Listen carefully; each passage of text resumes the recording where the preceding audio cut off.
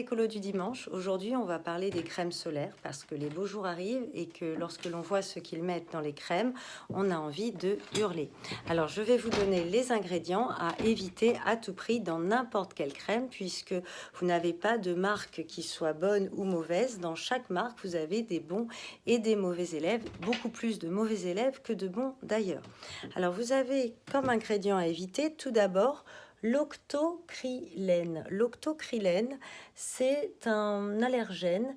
Alors, un allergène justement aux rayons solaires, ce qui est un comble pour une crème solaire, et c'est également un perturbateur endocrinien. Ensuite, vous avez le phénoxyéthanol, qui est un allergène et un perturbateur endocrinien.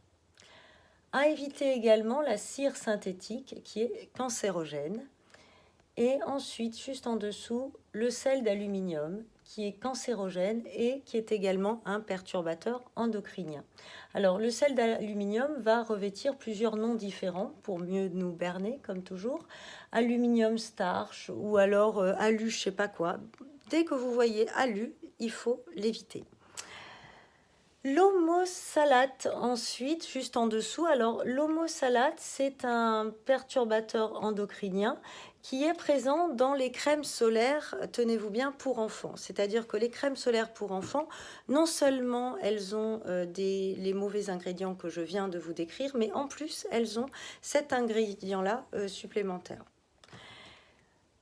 En dessous, encore, vous avez la salicylate de benzyle qui est présent dans les huiles solaires, celui-ci, et qui est également un perturbateur endocrinien. Et en dernier, vous avez le butihydroxytoluène qui affecte la thyroïde et qui affecte également négativement la fertilité. Voilà. Alors, là encore, vous avez l'aide de Yuka si vous voulez choisir votre crème. Yuka peut vous aider. Personnellement, la solution que j'ai trouvée, c'est celle d'acheter une crème sur boutiquebio.fr puisqu'en pharmacie, je n'ai pas trouvé de bonne crème solaire. Et alors, c'est une crème qui s'appelle Gamme Art DE, ça s'écrit comme ça, voilà, Gamme Art DE. Et donc vous allez sur la boutique bio.fr, c'est un petit site qui bug de temps en temps, j'ai remarqué ça, mais en tous les cas, sur ce site-là, vous avez des bons produits et notamment cette crème solaire que j'ai adoptée personnellement. De façon plus générale, choisissez votre crème comme vous voulez, mais en évitant absolument tous ces ingrédients. Voilà. Je vous souhaite un bon week-end et à très bientôt pour une prochaine vidéo. Ciao, ciao!